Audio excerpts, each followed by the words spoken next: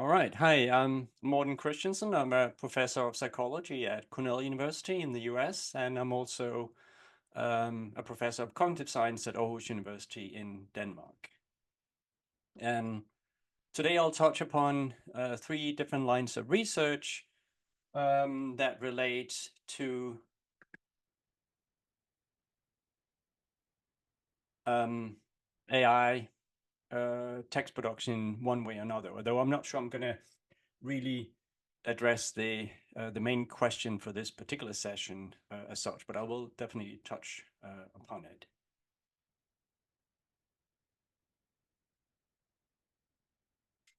So LLMs or large language models show that language is not about universal rules hardwired into our brains. Instead, in a recent book, Nick Chater and I have suggested that language is like a game of charades where we improvise to provide clues to each other to get our ideas across. The crucial point is that linguistic communication is fundamentally collaborative. As a listener, we're not passively waiting to receive a message like a computer might do, but we actually use everything we know about each other, what was said before, and what we know about the world to understand what is being said. In a sense, we work together to build a shared understanding, one improvisation after another, just like when we play a game of charades. Now, using the power of spoken language in this way, humanity has spread throughout the world, but it was the invention of writing that really propelled human cultural evolution forward. Once we go outside hunter-gatherer communities, human societies in most cases have come to rely rather heavily on what we might think of as textual culture.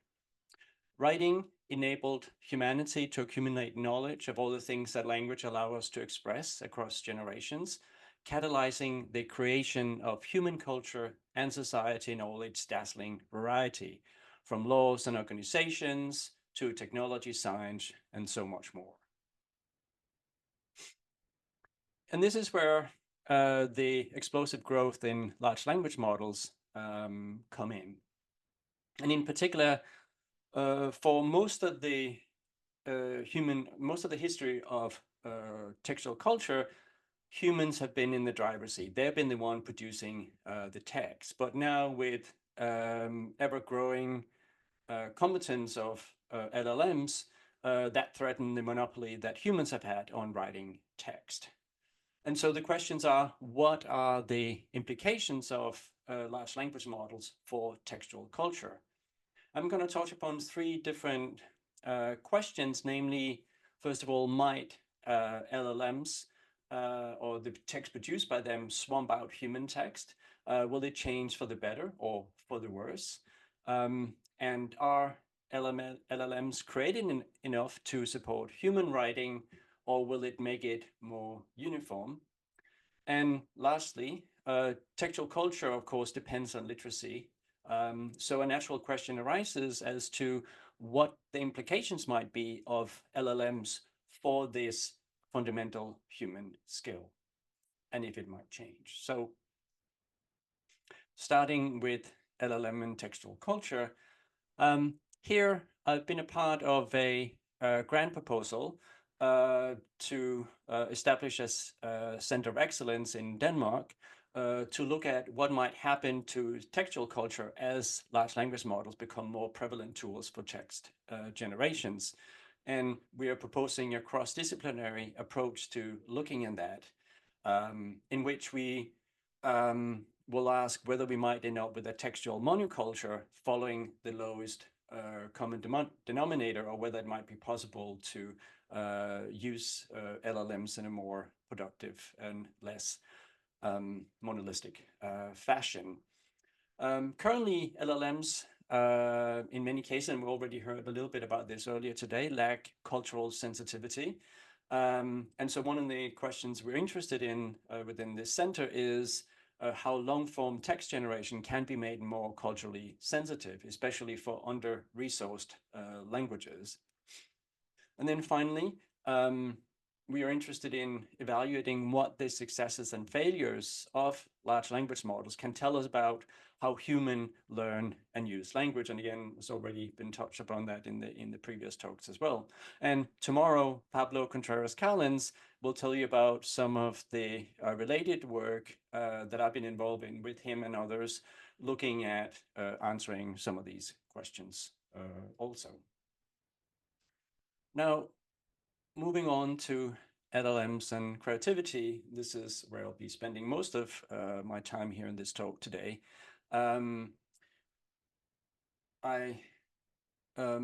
We have been looking at poetry, which might be thought of as perhaps the ultimate expression of human linguistic creativity. And for this purpose, I teamed up with a colleague of mine from comparative literature and Romance studies at Cornell University, Laurent de Broglie, as well as two Cornell graduate students, Pablo Contreras-Callens, who's now in Germany at Saarland University, and Jacob Matthews. And we were got a grant from Cornell University in their New Frontiers program to essentially look at poetry and AI from a cross-disciplinary perspective, both from the viewpoint of cognitive science as well as from the viewpoint of the humanities. And in doing that, we created a generative poetry transformer. That is, we created we used large language models to create poetry. And in particular, we wanted to create original poetry in the style of a particular author, which we would use as as a benchmark of advanced language use.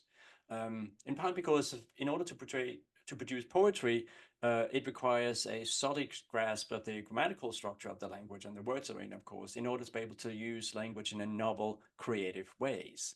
And it also requires some knowledge of the kind of conventions of poetic creation that is specific to individual authors, as well as how they use extra grammatical features like rhyme and rhythm.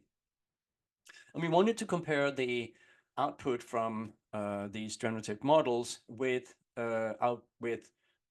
fragments produced by poem fragments produced by naive humans faced with the same task, essentially prompted in the exact same way as the LLMs. And so for that purpose, we created a poetry generation task where we wanted to be able to produce poems in a way that we could do it in the same way, both with humans as well as with these models. Now, that of course produces a number of practical constraints, including that it shouldn't be overly difficult, and also should be doable in sort of a lab-based session as well. So what we ended up with was essentially what you might think of as fragment completion, where participants would first get some examples and the models as well. If you're prompted with some examples of a particular authors, in this case here, this is Emily Dickinson, some examples of some fragments, and then they would be given 2 lines from a poem by Emily Dickinson or one of the other authors, and then they were asked to produce 2 additional lines that would just be entered here. Of course, for the LLM, it would just produce the 2 lines given the prompt shown here.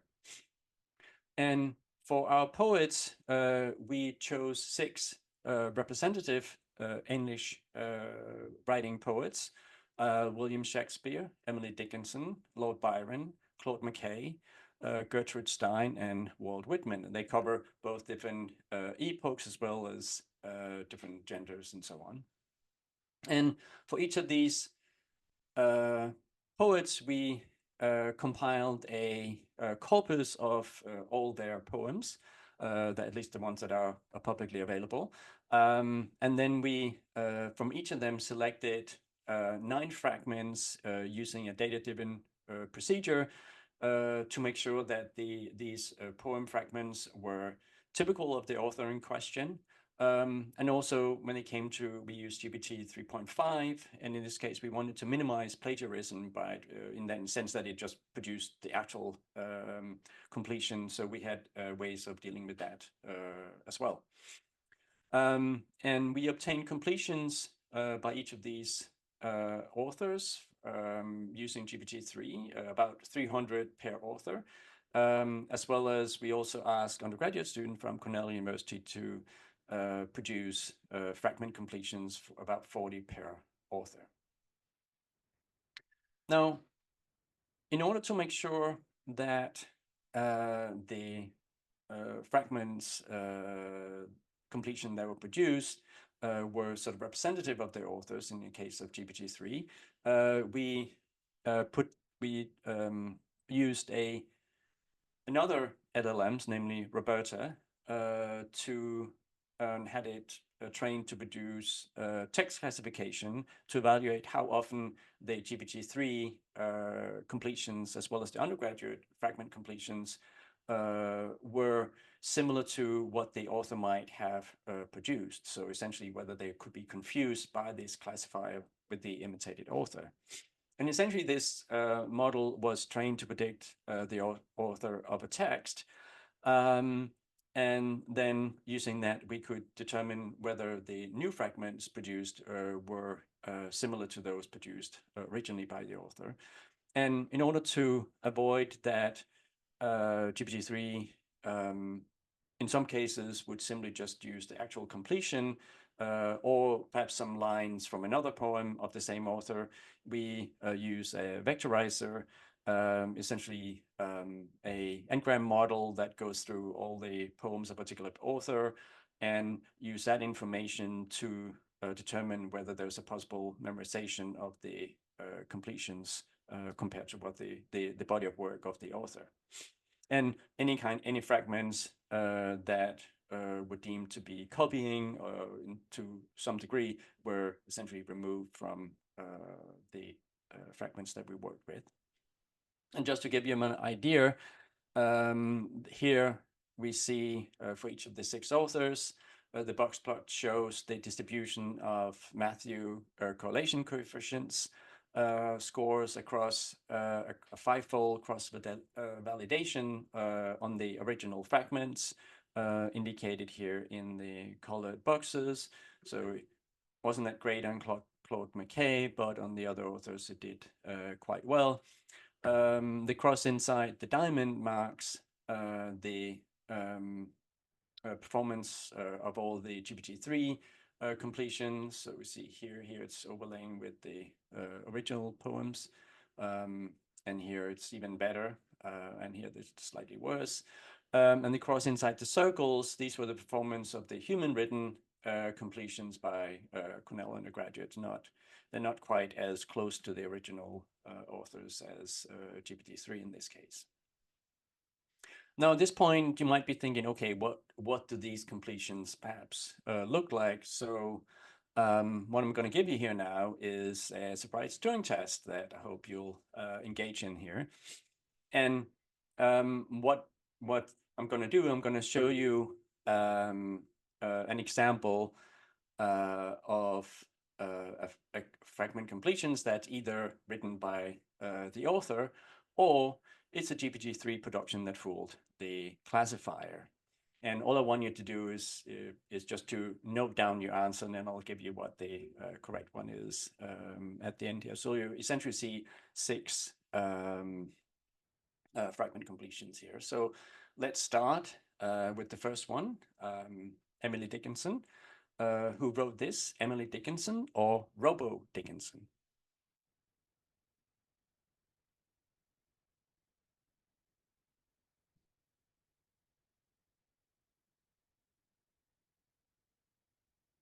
Turning to the next one, Gertrude Stein or Robo Stein wrote this.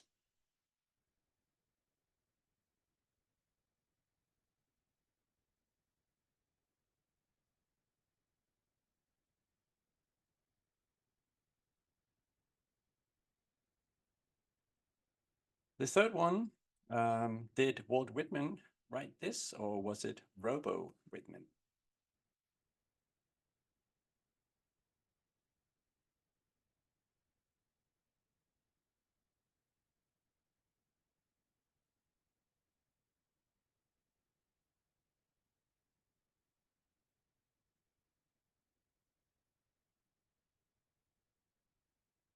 And number four, did Claude McKay write this, or was it Robo McKay?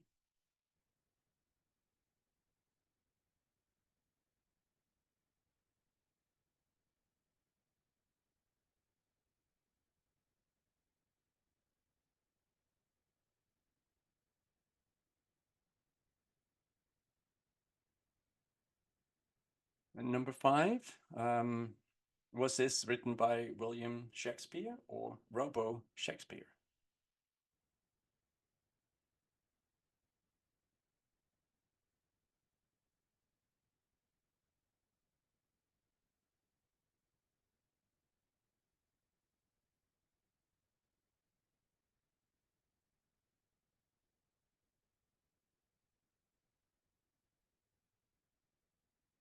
And finally, was this written by Lord Byron or Robo Byron?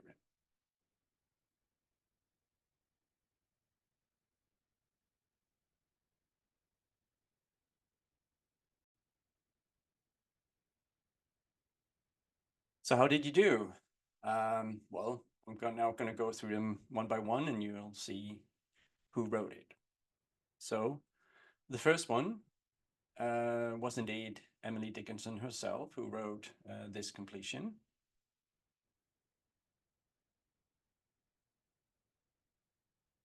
And for number two, that was indeed the actual Gertrude Stein who wrote this completion and not Robo Stein.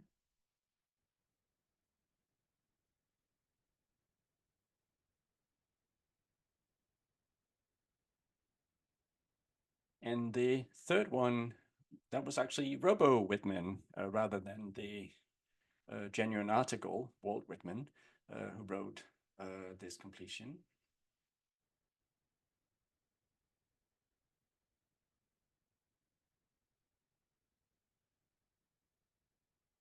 And for the fourth fragment, there was also the GPT-3. So Robo McKay wrote this rather than Claude McKay.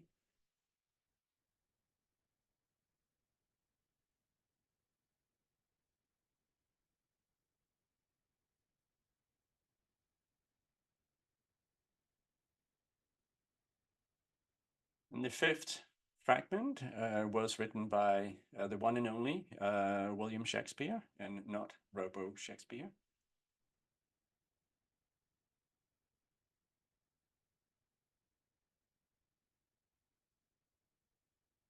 And finally, there was Robo Byron and not Lord Byron who wrote the last fragment completion. Now, of course, in the actual experiment, when we did this, people would have all the time in the world to do this task that you are just doing here. Um, so you probably, many of you found that this wasn't as easy as it might have seemed. And so what we did was experimentally conducted a poetry Turing test in which we use the author attribution classifier to select the best fragment for a Turing test, both from the ones produced by GPT-3, but also from the ones used by the Cornell undergraduates. And the task for people in this experiment was to guess who wrote the fragment completion. And they would either be looking at a comparison between GPT-3 and an undergraduate, or GPT-3 and the original author, or we also looked at the original author versus undergraduate completions. And what you see here is a screenshot of what this experiment would look like. Now we had three different groups of participants that we asked to do this poetry Turing test. So we had sort of the standard participant pool, used in many psychological studies, Cornell undergraduates, at least at our university, undergraduates in general. But we also wanted to see, okay, what about people who have more expertise in poetry? So we had people with more practice in either writing poetry or working with English more generally, as well as actual faculty members who are poets themselves or work with poetry. We also wanted sort of a more broad-based set of participants, so we use Prolific to get people with much more varied background than Cornell undergraduates, as well as much more varied age range than Cornell undergraduates. And I should also note here that in the selection of the fragments, we also excluded rhyming failures and plagiarism. Importantly, this was done in an automatic way so that we didn't have a human in the loop. So many previous studies looking at poetry generated by LLMs are really sort of more like collaborations between the experimenter and the LLM, whereas in our case, we wanted to have a method where we didn't have any impact on the choice of the various poems. So here are the results. And what you see here is this is the accuracy for making judgment on GPT versus the original author versus the fragments produced by the undergraduates. And we have the three groups here. In red, we have the Cornell undergraduates. We have the expert in light blue. And in orange, we have the prolific participants. And I should note that in general, the GPT-3 trials are what people struggle the most with across the board. But expert are indeed experts in this case, and they were above chance in all of them, as you can see here. But we can also gain some insight into the data by looking at when GPT-3 was compared either to the original author or, as seen here, the undergraduates. And here we can see that when it comes to the original author, both Cornell undergraduate and prolific participants were at chance, whereas the experts were slightly above chance in this case. However, when it comes to making a judgment between GPT-3 fragments and undergraduate fragments, everyone were essentially a chance, even the expert. So the expert would tend to over-attribute the output from GPT-3 to undergraduates and vice versa. So, takeaways. Well, what we have explored here is GPT-3's grasp of advanced language use. And it's interesting to see that GPT-3 can generate poetry at the level of, if not slightly better, than naive human participants. Of course, it's no Nobel prize-winning poet by any stretch of the imagination. But it is interesting that experts don't seem to be available to distinguish GPT-3 from undergraduate fragments. So in this regard, they sort of kind of pass the poetry Turing test as such. But what is interesting is that despite the difference in styles and so on across these different 6 poets, GPT-3 had a decent mastery of extra grammatical dimensions, style, rhyme, and rhythm, and so on.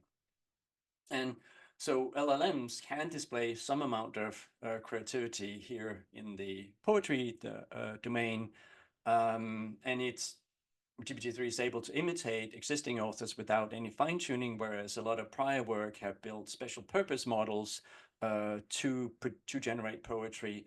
But here, GPT-3 was not trained specifically to do poetry. In fact, it was only able to rhyme after it had received human feedback by reinforcement learning, a point that Pablo Contreras-Carlins will also bring up in his talk tomorrow.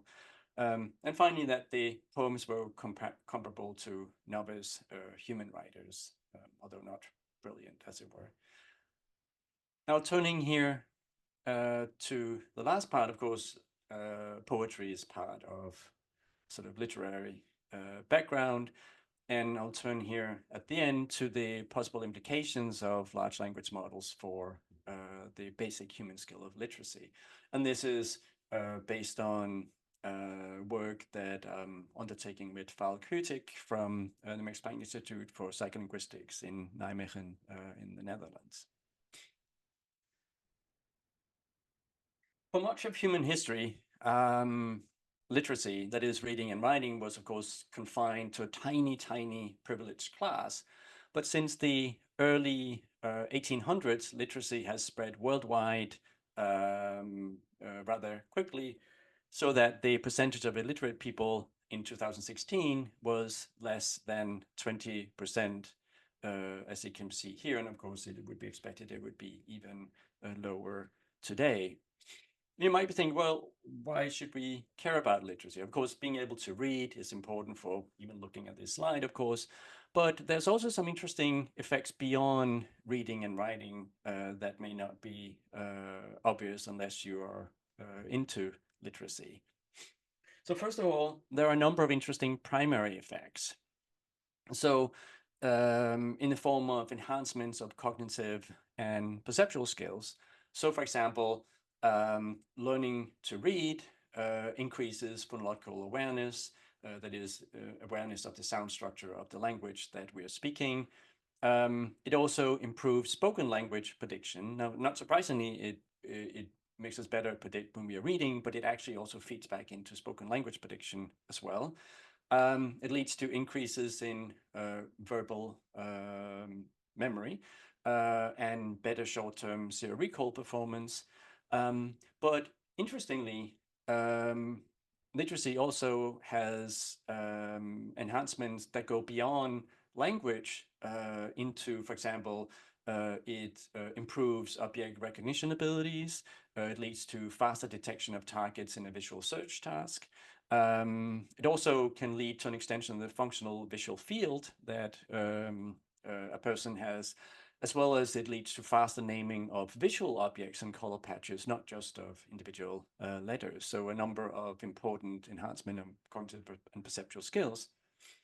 But on top of that, there are also some important secondary effects, and that is that it leads to an increased knowledge of a variety of things. So, for example, the more we read, the larger our vocabulary tends to be. Also, we have a better knowledge of different kinds of grammatical constructions. And of course, there are a vast increase in domain-specific knowledge related to science or whatever you're interested in. But importantly, there's also cultural knowledge. We get information about the culture we live in part from reading as well. And it's even been suggested that literacy might provide some sort of inoculation against fake news.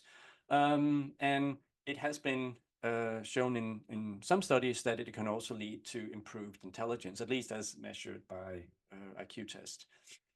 And so given all these positive effects of literacy, it is of course of some concern that since 2012, there's been a marked decline in literacy amongst the OECD countries that take part in the Peace Academic Assessment Program, as indicated here. And so this is since about 2012. You see a downward curve here. And this, in addition, has also might be a contributing factor in the observed decline in the Flynn effect. So the Flynn effect was the notion that IQ levels, at least again measured by these IQ tests, has increased across generations in the 20th century generally. However, more recently, there is evidence from a variety of countries, in particular Western countries, including Norway, Denmark, France, the UK, Germany, Australia, that this Flynn effect has sort of peaked and actually is going in the opposite direction as indicated. These are data from Norway. So given all of this, the question then stands in front of us that what might be the impact of large language models on literacy. And of course, there's a number of pitfalls if reading and writing becomes outsourced to LLMs. We might see, for example, decreasing perceptual and cognitive skills related that otherwise would be related to literacy. We might have poor domain and culturally specific knowledge. It's possible we might see more susceptibility to fake news and perhaps an accelerated IQ decline. Again, as measured by the IQ test, doesn't necessarily mean an intelligent decline. We might get more conformity in creative writing. It's been suggested by some researchers. And it might also lead to a loss of orally transmitted knowledge if we focus too much on large language models. On the other hand, excuse me. On the other hand, though, there are also some potential opportunities in terms of literacy and large language models. So a critical application of LLMs could be used, for example, to facilitate the writing process. A number of many individuals have problems starting on writing and working on writing, and so it might provide a way of helping many people sort of getting over writer's blocks and so on. They might also be used to level the playing field for disadvantaged writers, for example, those who are second language learners. For example, many students come, say, to the US or other English-speaking countries to study and may not have a perfect command of the language and can use LLMs to facilitate that. They can also be used to, given that for almost any field these days, there's a huge literature that is relevant and no human can actually read all of that. And so these models may be used to synthesize some of that vast literature. They can also be used to generate new reading materials in under-researched languages if various kinds of models are pre-trained multilingually, allowing them to generate these new materials. And it might also promote literacy by generating models that incorporate turn-taking into the reading process, although that's not something people have done as of yet. And so the takeaways here is that certainly LLMs are likely to affect literacy, and there are both pitfalls and opportunities that we need to look at. And here, Falk-Hütting and I think that cognitive science has a crucial role to play in steering these upcoming changes, and we need evidence-based guidelines for using LLMs in education, not least because literacy is too important to be left in the hands of the large tech companies. And so the take-home message here is that, yes, LLMs are likely to change human textual culture, and that could be for the better or perhaps for the worse. They can be used as a creative tools in human-in-the-loop context, and I believe we'll hear from Martin Pickering about this in the next talk. But importantly, more efforts are needed to make sure that large language models are used to support human literacy rather than hindering it. And with that, I thank you all for listening.